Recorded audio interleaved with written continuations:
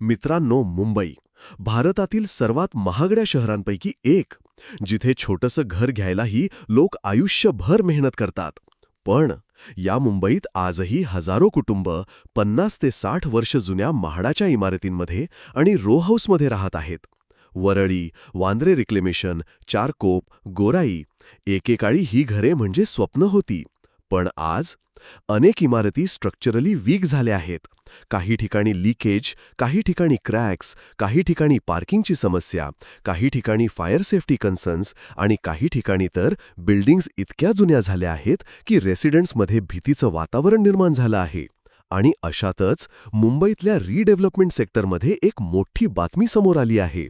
हायकोर्टने वरळी आणि वांद्रेतील म्हाडाच्या हजारो इमारती आणि रो हाऊस परिसरांच्या क्लस्टर रिडेव्हलपमेंट संदर्भातील निविदा प्रक्रियेला स्थगिती देण्यास तूर्त नकार दिला आहे. आणि या एका निर्णयामुळे आता संपूर्ण मुंबईत चर्चा सुरू झाली आहे. म्हाडा आता इंडिव्हिज्युअल रिडेव्हलपमेंटपेक्षा मोठ्या क्लस्टर टाउनशिप प्लॅनिंगकडे जात आहे का? मोतीलाल नगरसारखं मॉडेल आता चारकोप, गोराई आणि इतर मोठ्या म्हाडा कॉलनीजमध्येही दिसणार का? आणि सर्वात महत्त्वाचा प्रश्न, ज्या सोसायटीजची रिडेव्हलपमेंट प्रोसेस सुरू आहे त्यांनी आता काय करावं?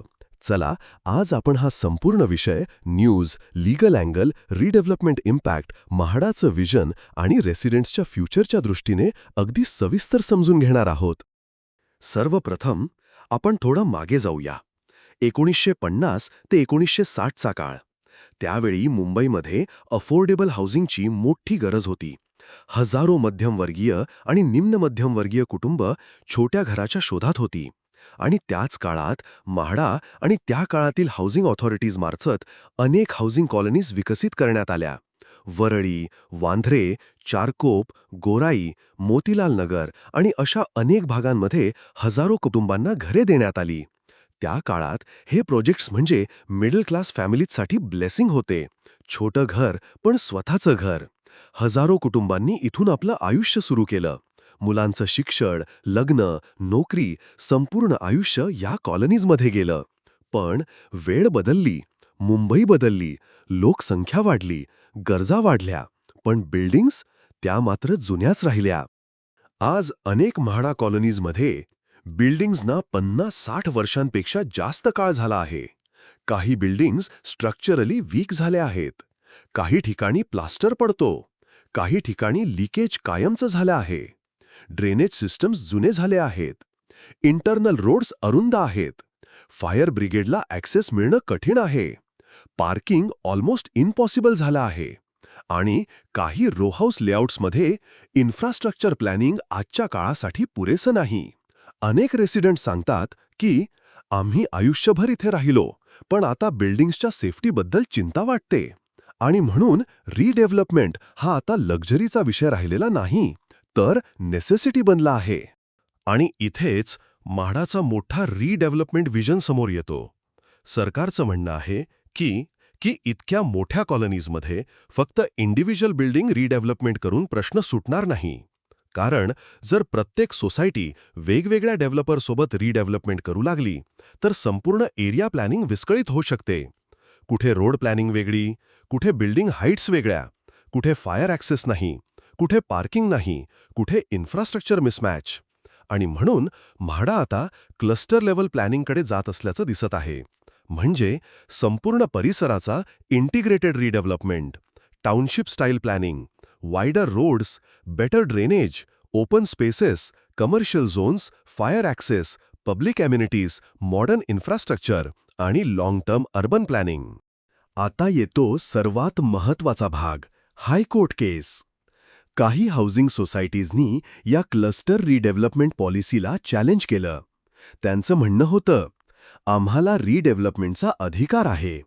सोसायटीजचा दावा असा होता की जमीन म्हाडाची असली तरी व्हॅलिड लीज अग्रीमेंट्स अंतर्गत सोसायटीजना रिडेव्हलपमेंट राईट्स आहेत.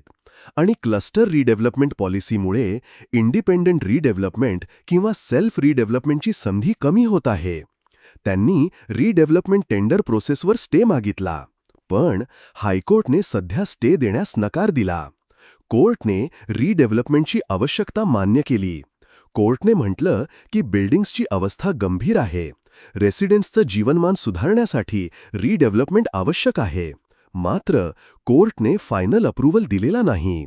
फायनल हिअरिंग अजून बाकी आहे आणि रिडेव्हलपमेंट प्रोसेस ही अंतिम न्यायालयीन आदेशाच्या अधीन असेल. आणि आता सर्वात मोठी चर्चा सुरू झाली आहे मोतीलाल नगर पॅटर्नबद्दल. कारण मोतीलाल नगरमध्ये आधीपासून मोठ्या स्केलवर रिडेव्हलपमेंट प्लॅनिंग सुरू आहे. Large scale township approach, integrated planning, cluster model. आणि आता वळई आणि वांद्रे प्रकरणात आलेल्या डेव्हलपमेंट्सनंतर अनेक रेसिडेंट्स असा प्रश्न विचारत आहेत, भविष्यात चारकोप, गोराई आणि इतर मोठ्या म्हाडा कॉलनीजमध्येही असाच मॉडेल लागू होऊ शकतो का? कारण या भागांमध्येही मोठ्या प्रमाणावर जुने म्हाडा फ्लॅट्स आणि रो हाऊस लेआउट्स आहेत आणि अर्बन प्लॅनिंग चॅलेंजेस वाढत आहेत. अनेक रेसिडेंट्सच्या मनात प्रश्न आहे, जर क्लस्टर रिडेव्हलपमेंट झाला तर फायदा काय?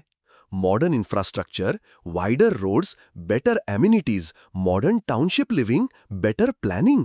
आणि काही रेसिडेंट्समध्ये अशी अपेक्षा आहे की मोतीलाल नगरसारख्या प्रोजेक्ट्सप्रमाणे फ्युचर प्रोजेक्ट्समध्येही बेटर कार्पेट एरिया मिळू शकतो. इथे एक गोष्ट स्पष्ट समजून घेणं आवश्यक आहे. प्रत्येक प्रोजेक्ट वेगळा असतो.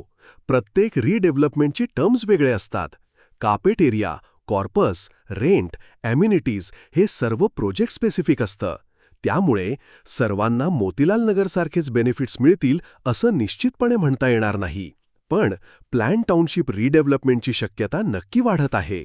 पण आता सर्वात महत्त्वाचा मुद्दा, चारकोप, गोराई आणि इतर मोठ्या म्हाडा कॉलनीजमधील सोसायटींसाठी ही बातमी खूप गंभीरपणे समजून घेण्यासारखी आहे.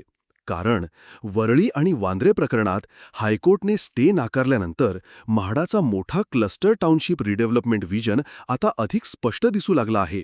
आणि हा पॅटर्न मोतीलाल नगर रिडेव्हलपमेंटमध्येही आधीपासून दिसत आहे.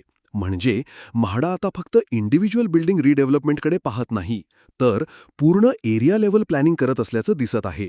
Wider roads, infrastructure, open spaces, commercial planning, modern township development. आणि म्हणूनच ज्या सोसायटीजची रिडेव्हलपमेंट प्रोसेस अजून सुरुवातीच्या स्टेजमध्ये आहे आणि जिथे अजून डेव्हलपमेंट ॲग्रीमेंट किंवा PAA फायनल झालेला नाही, अशा सोसायटीजनी आता खूप सावध राहण्याची गरज आहे.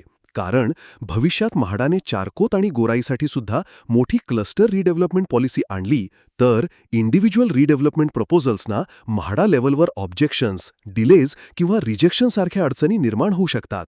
विशेषतः ज्या सोसायटीज अजून इनिशियल डिस्कशन स्टेजमध्ये आहेत त्यांनी रिडेव्हलपमेंटचा निर्णय घाईघाईने घेण्यापेक्षा म्हाडाची फायनल रिडेव्हलपमेंट पॉलिसी येईपर्यंत वेट करणं आणि पॉलिसी क्लॅरिटी आल्यानंतरच पुढचा निर्णय घेणं हे भविष्यासाठी अधिक सुरक्षित ठरू शकतं.